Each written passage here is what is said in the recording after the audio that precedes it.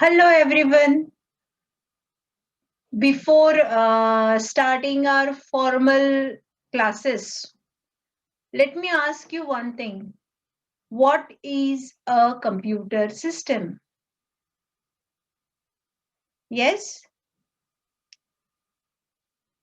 a computer system is a electromechanical machine which takes the input, processes it, and gives output in user desired form. Okay, so now what we will be learning today are the basic concepts behind this particular computer system and what computer system is comprised of. Like what are the basic components of the computer system, or one can say we'll learn the organization of a computer system. So to start up with, what are the basic components of a computer system? जो आपके सामने एक डिब्बा दिखाई देता है, कुछ लोगों के यहाँ काले कलर का होगा, कुछ लोगों के यहाँ मरून कलर का होगा. सो वो जो डिब्बा दिखाई देता है, वो डिब्बा आपका क्या है, मतलब what are the contents of it, right? So वो हम लोग देखेंगे. और हम जिसको एक कंप्यूटर कहते हैं, तो वो कंप्यूटर क्या होता है, उसके पार्ट्स मेजर क्या होते हैं, वो हम लोग देखेंगे. सो इन जनरल जो हमारे यहाँ पे हम कंप्यूटर यूज करते हैं, चाहे वो लैपटॉप हो, चाहे वो डेस्कटॉप हो, तो जो भी कंप्यूटर हम लोग हमारे यहाँ पे यूज करते हैं, उस कंप्यूटर के जनरल वे में 5 बेसिक पार्ट्स होते हैं. One is input unit, second is memory unit, third one is arithmetic and logic unit, fourth one is control unit, and last one is output unit. So in this, let me be very specific. जैसे हमारी एक human body के साथ में हम काम कर रहे हैं, राइट? तो जब हम ह्यूमन बॉडी के साथ काम कर रहे हैं, तो हम लोग ऑब्जर्व करते हैं कि हमारे 5 सेंसेस हैं जो हमको हमारे सराउंडिंग से इंफॉर्मेशन गैदर करके देते हैं, जिसको हमारा ब्रेन प्रोसेस करता है और अकॉर्डिंगली हम कोई एक्शन परफॉर्म करते हैं. जैसे मुझे अभी पिज्जा की खुशबू आई, so my brain recognize the taste कि it is yummy, और मेरे मुंह में पानी आया. So the action is कि मेरे मुंह में टेस्ट बर्ड्स ने पानी का सिक्रीशन किया. So वो जो है एक यम्मी वाला फीलिंग जो है, वो एक्शन में आया. तो ये कैसे पॉसिबल हुआ? मेरे नोज ने एज अ इनपुट सेंस करके मेरे ब्रेन को दिया, और ब्रेन ने उसके ऊपर कुछ एक्शन परफॉर्म करके उसके ऊपर नेक्स्ट वर्कआउट किया. So this is called as your input unit. Then next is your memory unit. मेरे ब्रेन में कुछ चीजें ऐसी है कि जो मैं टेम्पररीली भी काम कर रही हूँ. जैसे अभी मैं इस मोमेंट पे सोची कि पिज्जा क्या है, उसकी टेस्ट क्या होती है, ये बहुत फास्ट मेरे इसमें टेम्परेरीली वर्क हुआ, और मेरे पास कुछ तो भी स्टोर्ड था कि पिज्जा ऐसा है और उसका टेस्ट ऐसा होता है. और जैसे ही मैंने वो स्मेल किया, तो मेरे ब्रेन से वो कंपैरिजन हुआ, एंड अकॉर्डिंगली एक आंसर जनरेट हुआ कि यस इट इज यमी. तो ये सब जो टेम्पररीली वर्क हुआ, वो था मेरा मेमोरी यूनिट. और जो स्टोर्ड हुआ, जो टेम्पररीली वर्क हुआ, वो मेरा था प्राइमरी मेमोरी यूनिट. और जो स्टोर्ड था मेरे इसमें, that means your secondary storage और सेकेंडरी मेमोरी. और जब हम कुछ कंपैरिजन कर रहे थे, तो कंपैरिजन के लिए हमारे ब्रेन का एक पार्ट यूज हुआ, that is arithmetic and logic unit, जिसमें हम कंपैरिजन करते हैं, सारे ऑपरेशंस करते हैं, सारे लॉजिकल थिंकिंग्स करते हैं. तो वो सारा उस पर्टिकुलर यूनिट में हुआ, और अकॉर्डिंगली हमने कोई एक्शन लिया. So that action is our output unit. तो वैसे ही कंप्यूटर में इमेजिन करो, मुझे एक टास्क परफॉर्म करना है, that is 4 + 5 = 9. So how I will do it? Who will be responsible for what? सो देखिए मैंने कीबोर्ड से 4 टाइप किया, प्लस का साइन टाइप किया, 5 किया, इतना मैंने टाइप किया। तो अब कीबोर्ड क्या करता है, ये सारा सेंस करके 4 प्लस और 5 किसको ले जाके दे देता है, मेमोरी को। अभी ये टेम्परेरीली मेमोरी में है। देन प्रोसेसर को बताया जाता है कि भाई आपके पास में एक 4 आया है, एक प्लस आया है और एक 5 आया है। तो कंट्रोल यूनिट क्या करता है, 4 मेमोरी से लेता है, उसको रजिस्टर में डालता है, 5 को लेता है, उसको एक्यूमुलेटर में डालता है, और प्लस को सेंस करता है, यस प्लस आया मीन्स उसको अभी किसको भेजना है, अरिथमेटिक लॉजिक यूनिट को भेजना है। तो अरिथमेटिक लॉजिक यूनिट को बोला जाता है कि भाई तेरे पास में 2 नंबर्स आने वाले हैं जिनका तुझे एडिशन करके आंसर रिटर्न करना है। तो ये सारा प्रोसेस वर्कआउट होता है और रिटर्न आंसर स्टोर होता है एक्यूमुलेटर में। अब एक्यूमुलेटर से आंसर फिर से मेमोरी को ट्रांसफर किया जाता है और अब आपका आंसर हो जाता है कहाँ स्टोर, टेम्पररी मेमोरी में, दैट इज प्राइमरी मेमोरी में। ठीक है, अब आपको वो आंसर मेमोरी में आके होता नहीं है क्योंकि आपको तो नहीं दिखाई देता है मेमोरी के contents unless and until it is either displayed on paper और ऑन द स्क्रीन। तो अब आपको क्या करना होता है, वो मेमोरी से उठा के आपको आउटपुट यूनिट तक भेजना होता है। तो कंट्रोल यूनिट क्या बोलता है, भाई आप मेमोरी से उठिए और कहाँ पे जाके डिस्प्ले करवाइए, इन द आउटपुट यूनिट। फिर अब आउटपुट यूनिट आपका हो सकता है मॉनिटर होगा, आपका एलसीडी प्रोजेक्टर होगा या फिर आपका प्रिंटर होगा। सो इन कॉम्बिनेशन ये 5 यूनिट्स आपके लिए काम करते हैं। Okay, so now here we can see this is your program or data that you have typed, suppose 4 plus 5. So through keyboard it goes to your memory unit. Now memory unit consists of 2 parts, primary storage and secondary storage. In some versions you will find it is named as primary memory or secondary memory. In primary memory there are again 2 forms, RAM and ROM, और secondary storage में होता है जितने भी आपके hard disk है, floppy disk है, pen drive है, वो सारा सेकेंडरी स्टोरेज में आएगा। देन जैसे ही 4 प्लस 5 आता है वो पहले रैम में जाता है, प्राइमरी मेमोरी में जाता है और वहां से कंट्रोल यूनिट को पता लगता है कि भाई रैम मेमोरी में कुछ कंटेंट आया है और उस पे वो एनालाइज करता है और उसको समझ में आता है कि ये इस पे एडिशन परफॉर्म करना है।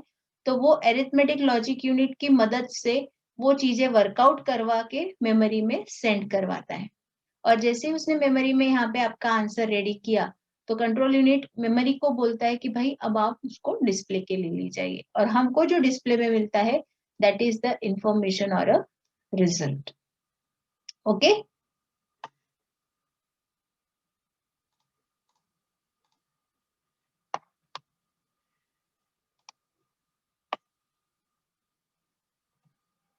so now what is the input unit?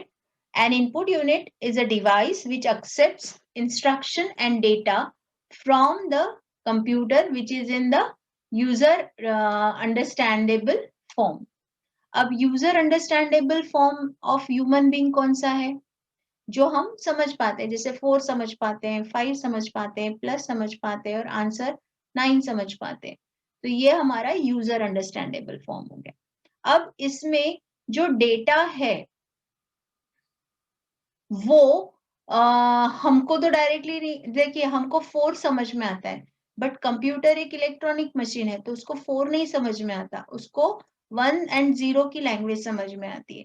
1 and 0 की लैंग्वेज मतलब इलेक्ट्रॉनिक सर्किट में अगर करंट फ्लो हो रहा है तो +5 वोल्ट यूज होता है और अगर नहीं करंट फ्लो हो रहा है तो 0 वोल्ट होता है। तो अभी 2 ही स्टेट्स है, एक तो करंट फ्लो हो रहा है या नहीं फ्लो हो रहा है, फ्लो हो रहा है तो +5 वोल्ट, नहीं हो रहा है तो 0 वोल्ट। तो ये कॉम्बिनेशन का यूज करके हम जो भी डेटा या इंस्ट्रक्शन केबल के थ्रू भेजते हैं वो मशीन वैसा इंटरप्रेट करता है।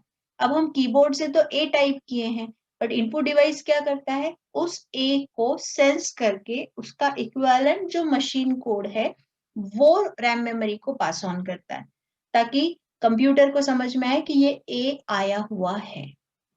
Okay, so likewise we can transmit the data to the computer or to the memory unit. So जैसे अभी हमने कीबोर्ड के बारे में बात किया, so there are many other input devices like for example optical mark reader और optical character reader जिसको हम OMR या OCR भी बोलते हैं.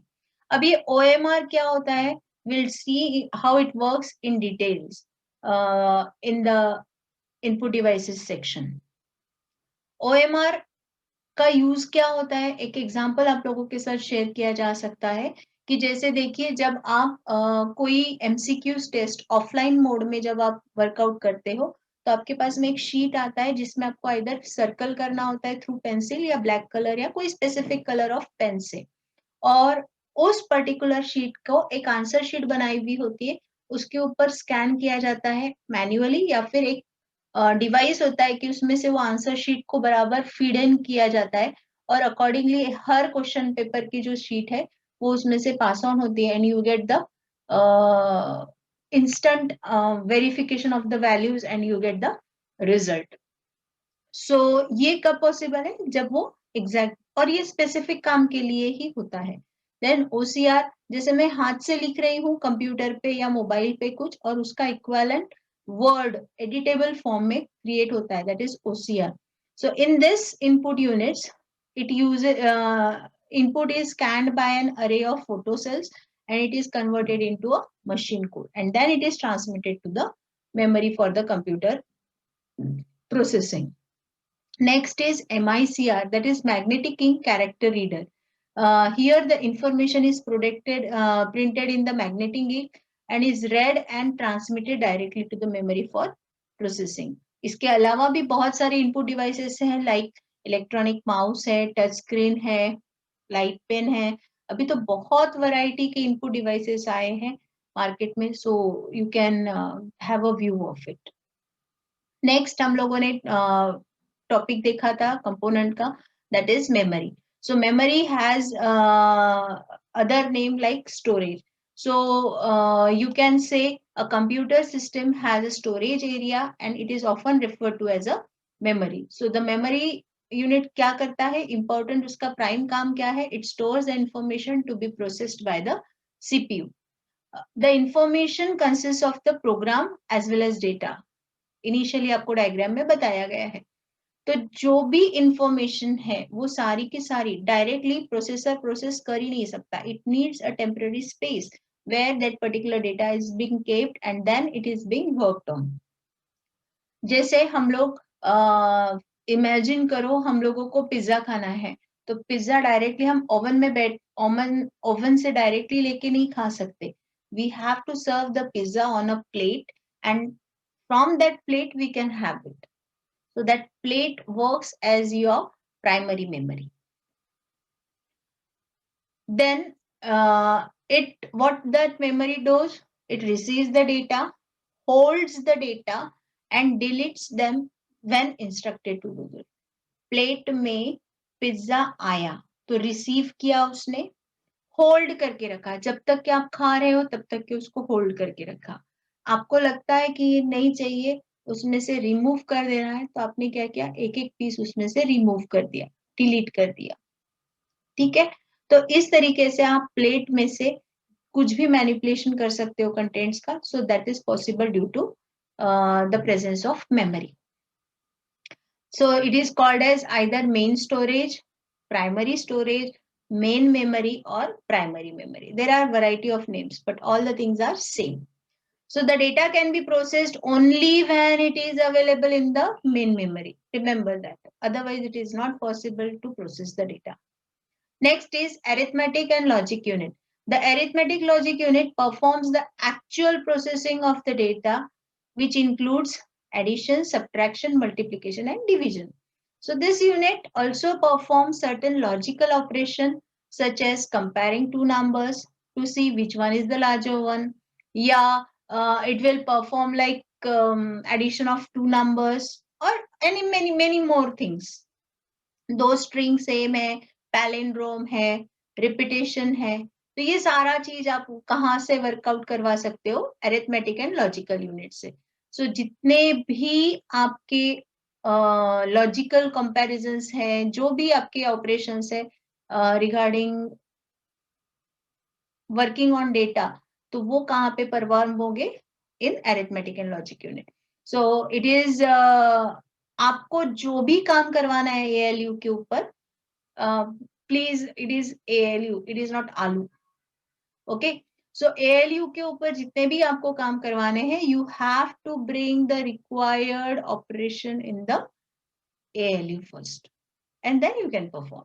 Okay, so like अभी थोड़ी देर पहले हम लोगों ने जो एग्जांपल डिस्कस किया है 4 + 5, तो ये 4 और 5 कहाँ पे है? मेमोरी में लोकेटेड है. तो उनको क्या किया जाता है? टेम्पररीली रजिस्टर्स में स्टोर किया जाता है. हर प्रोसेसर के पास में अपने कुछ सेट ऑफ रजिस्टर्स होते हैं, तो वो सेट ऑफ रजिस्टर्स में ये वैल्यू ट्रांसफर होती है, और एक वैल्यू ट्रांसफर होती है एक्यूमुलेटर में, जो ALU के साथ में एग्जिस्टेंस में रहता है, और उनके ऊपर फिर एडिशन, सब्ट्रैक्शन, मल्टीप्लिकेशन, डिवीजन, जो भी आपका एक्सपेक्टेड टास्क है वो कंप्लीट होता है, और फिर रिजल्ट स्टोर होता है एक्यूमुलेटर में, और फिर वो एक्यूमुलेटर से ट्रांसफर होता है मेमोरी के अंदर. Okay, next is control unit. So the control unit work like your traffic police. अभी इमेजिन करो आप सिग्नल पे हो, तो ट्रैफिक पुलिस क्या करता है? कौन से डायरेक्शन से किसको कब रोटेशन पे भेजना है is perfectly known to him. But अगर किसी को कुछ इमरजेंसी है, जैसे फॉर एग्जांपल एम्बुलेंस आ गई, तो he knows who to be suspended और किसको आगे फ्लो करना है ना. तो उस केस को भी वो ट्रैफिक पुलिस के पास मेथड होती है कि जो वो फॉलो करवा के ले सकता है. ही टेक्स केयर ऑफ कि पूरा जो ट्रैफिक मूवमेंट है डेटा का, वो बहुत कंफर्टेबली हो, स्मूथली हो, बिना कोई ब्लॉकेज के हो. ठीक है, so the control unit works like that same in computer system. Control unit directs and coordinates all the activities of the computer system, like IO का पूरा coordination control करता है वो, जितने भी IO devices हैं. IO means input and output devices. Information memory में लाना या मेमोरी से रिट्रीव करना, मतलब सेव टू मेमोरी या मेमोरी से रिट्रीव करना, रीड करना, तो ये भी दोनों काम वो करता है. कब किसने किसको डेटा सेंड करना है, जैसे स्टोरेज ने ALU को सेंड करना है, ALU ने स्टोरेज को सेंड करना है, चाहे फिर वो प्राइमरी हो या सेकेंडरी हो, तो ये भी कौन डिसाइड करता है? कंट्रोल यूनिट डिसाइड करता है. Then next comes your arithmetic and logical operations. So कब उसने अरिथमेटिक ऑपरेशन परफॉर्म करना है, कब लॉजिकल ऑपरेशन लोड करना है, ये सारा इंस्ट्रक्ट करने का काम कौन करता है? कंट्रोल यूनिट करता है. Okay, then next, as it doesn't, वो खुद प्रोसेस नहीं कर रहा है, but yet it acts as a central nervous system for other data manipulation components. ठीक है, ये बहुत इंपॉर्टेंट है. वो खुद प्रोसेस नहीं करता, बट वो इस तरीके से प्रोसेस करवाता है कि it works like a central nervous system. So जब भी प्रोग्राम कोई एग्जीक्यूट करना है, तो सबसे पहले क्या होगा? आपको फर्स्ट प्रोग्राम इंस्ट्रक्शन सिलेक्ट करना है, फिर उसको फीड करना है कंट्रोल सेक्शन में, and then you have to transfer and interpret, and all the signals are then passed on to other components of the computer system for further action. Now next is output unit. Once the program is executed, the result is computed, and the result must be made available in human readable form. That is important. वो कुछ भी answer देगा तो आप हमको तो नहीं समझ में आएगा ना, so it should be in human readable form. The computer system needs an output device to communicate कि भाई ये process information है. जैसे मैंने कुछ टाइप किया तो 4 + 5, और जैसे मैं इक्वल टू प्रेस करती हूँ मुझे फ्लैश होता है 9, तो मुझे कहीं ना कहीं कुछ तो लगेगा जिसके ऊपर 9 दिखे. So that 9 is made available on a device is called as output device. So the output device what it does, अब 4 भी हमको 10 के फॉर्म में था, हमने जब इनपुट दिया था कीबोर्ड से, आपको याद होगा तो, और 5 भी वैसे ही होगा. तो अब 4 और 5 का 9 बन के वो भी कैसे रहेगा? बाइनरी फॉर्म में ही रहेगा या 10 के फॉर्म में रहेगा. तो अब उसको भी कन्वर्ट किया जाता है और हमको human readable form that is 9 के इसमें वो दिखाई देता है. So the output device now translates the process data from machine coded form to the human readable form. Okay, so the common output devices are monitor, then some printer, plotter. One example for monitor is like हम लोगों का जो TV पुराने जमाने का up to 95 90 2000 I guess बड़े सारे जो टीवीज आते थे तो वो CRT मॉनिटर्स उस टीवीज के जैसे दिखते हैं. अभी तो काफी स्लीक पैटर्न में बिल्कुल हार्डली 1 इंच का विड्थ वाले कंप्यूटर्स के साथ मॉनिटर्स आ रहे हैं. But previously they were occupying large space. Now in detail we'll go when we'll be working with the monitors. Next is graphics plotter या फिर printer. ये भी कुछ commonly used output devices हैं. आप लोगों को पता होगा शायद कि जब भी earthquake आता है तो एक पेन एक रेक्टर स्केल होती है उसके ऊपर ऐसा as per the pressure given to it जो अर्थक्वेक से जो प्रेशर आता है वो जब जैसे उसके ऊपर रिफ्लेक्ट होता है तो मेरी उंगली जैसे अभी घूम रही है वैसा वो पेज के ऊपर वो पेन घूमता है and that is work as a plotter. So वो भी है. अपने जो मैप्स हैं जो हम लोग एटलस में मैप्स वगैरह देखते हैं वो भी प्लॉटर के थ्रू बनाए जाते हैं. So there are variety of output devices that are attached to a computer system. Now next is bus. अब जब हम बस मतलब खत्म नहीं कर रहे, बस मतलब यहाँ पे हम लोग एक कम्युनिकेशन मीडियम के बारे में बात करें. सपोज आप एक जगह से दूसरे जगह जाते हो तो आपको कुछ ना कुछ एक कम्युनिकेशन मीडियम लगता है. जैसे इमेजिन करो आपको नागपुर से जाना है मुंबई, तो आप कैसे जाओगे? आइदर बाय वॉकिंग जाओगे, either bye cycle, 2 wheeler, 4 wheeler, flight, train, या आप अगर सी रूट से जाना चाहो तो आप सी रूट से, I don't know what the path will be but you can go. So इस तरीके से आपके पास वैरायटी ऑफ मीडियम्स है, right? But you need at least 1 medium to travel, right? तो ये जो मीडियम है, जैसे हमको खुद को एक जगह से दूसरे जगह जाना है, तो इमेजिन करो मैं नागपुर से मुंबई जा रही हूँ और मैं ट्रेन एज अ मीडियम ले रही हूँ. तो मेरा टास्क क्या होगा? मैं मेरे लगेज के साथ रेलवे स्टेशन पहुंचूंगी. वहां पे मुझे एक टिकट निकालना है जिसमें मेंशन रहेगा मैं कौन से बोगी नंबर में, कौन से सीट नंबर पे, कौन से ट्रेन में कब बैठने वाली हूँ, all the details, so that place is reserved for me. अब मैं जाके वहां पे बैठूंगी. जब टीसी आता है तो वो क्या करेगा? मेरे एड्रेस को वेरीफाई करेगा कि ट्रेन नंबर, प्लेस नंबर और जो भी मेरा सीट नंबर है वो सारा एग्जैक्टली मैच हो रहा है क्या, उसके डिटेल्स के हिसाब से. If it is matching he will give me a verified sign और मैं फिर मेरे डेटा को ले जाने के लिए एलिजिबल हो जाती हूँ. मेरे डेटा में कौन हो सकता है? मैं खुद या मेरा लगेज. Got it?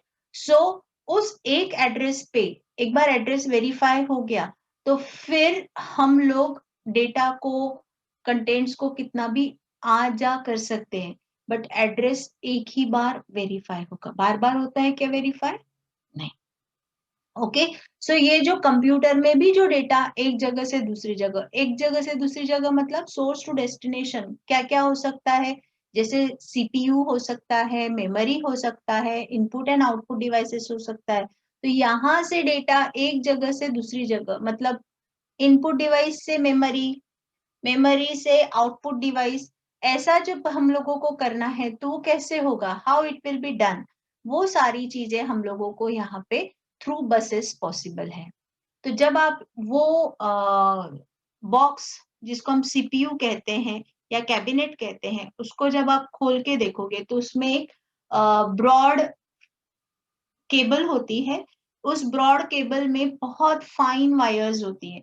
तो वो जो फाइन वायर्स हैं वो पूरी केबल एक साइड से आपके प्रिंटेड सर्किट बोर्ड होता है जिसको मदर बोर्ड कहते हैं, उस पे अटैच होती है, और एक साइड से आपके कोई डिवाइस को अटैच होती है, जैसे फॉर एग्जांपल हार्ड डिस्क को अटैच्ड है या प्रिंटर को अटैच्ड है या तो इस तरीके से वो अटैच्ड होती है। सो वो केबल के थ्रू आप प्रोसेसर की मदद से एक जगह से दूसरी जगह आइदर डेटा ले जा सकते हो, कंट्रोल सिग्नल्स ले जा सकते हो, या फिर एड्रेस ले जा सकते हो। तो इसलिए आपके पास में 3 बसेस हैं। कौन कौन सी? Data bus, control bus and address bus. To be more specific, जब भी हम सीपीयू से सपोज मेमोरी में काम कर रहे हैं तो हमारे पास में कंट्रोल मेमोरी से सीपीयू भी जा सकता है, सीपीयू से मेमोरी भी जा सकता है, इसलिए हमारी कंट्रोल बस बाय डायरेक्शनल है। एड्रेस बस जो है सीपीयू से एड्रेस बस पे आएगा और एड्रेस बस से एड्रेस खींच के मेमोरी पे जाएगा। सो बाकी का कहीं पे भी एड्रेस बस का कम्युनिकेशन नहीं है। देन नेक्स्ट इज, इसलिए एड्रेस बस जो है वो यूनिडायरेक्शनल है। And third one is data bus. तो डेटा आप सीपीयू से डेटा बस और डेटा बस से मेमोरी, या आईओ से डेटा बस से मेमोरी, या आईओ से डेटा बस से सीपीयू। तो इसलिए आपका डेटा बस जो है वो बाय डायरेक्शनल होता है। So we'll see the things in detail. Data bus carries the data from memory to the devices or from device to the memory under the control of CPU. और इसमें data bus कितने width का होना चाहिए वो define करता है आपके कंप्यूटर के वर्ड पे। कंप्यूटर का वर्ड मतलब आपके इसमें उस कंप्यूटर की कितनी विड्थ है, जिसमें कितने साइज का वो रजिस्टर है, वो डिफाइन करता है। तो आपका रजिस्टर 8 बिट का है, 16 बिट का है, 32 बिट का है, अकॉर्डिंगली वो उसके हिसाब से डेटा बस का साइज डिसाइडेड रहता है। और डेटा बस की जो विड्थ है it is equal to the computer word, and data bus is carried in both directions. So data is carried in both directions, so data bus is bidirectional. Then next is control bus. Control signals are carried between CPU and IO. So the control signal carries in both directions. So that's why again it is bidirectional. Then the number of signals carried depends upon the design of computer architecture. जैसे आपके अभी requirement के हिसाब से 1 signal चाहिए, 10 signal चाहिए, जितना भी आपका जैसे टास्क होगा अकॉर्डिंगली आपके कंप्यूटर की जो एनाटॉमी है, अकॉर्डिंगली उसका जो स्ट्रक्चर है उसके हिसाब से वो डिफाइंड रहेगा कि यस उसने कितने signals at a time workout करने हैं। इसलिए इसका कोई स्टैंडर्ड विड्थ नहीं है। ओके अगर आपको आइडेंटिफाई करना है कंट्रोल बस के लिए, तो आपकी जो केबल है उसमें जो एक रेड वायर होती है वो कंट्रोल सिग्नल बिट को पास ऑन करती है। Then next is address bus. The address bus carries the address either of the device or the memory location. इसलिए वो unidirectional होती है, right? The width of the address bus must be at least as wide as size of the computer world or equal to the size of computer world. Okay. So with this, we have completed today's session on address bus, data bus, control bus, and we have seen the various components of computer system. So have a nice day.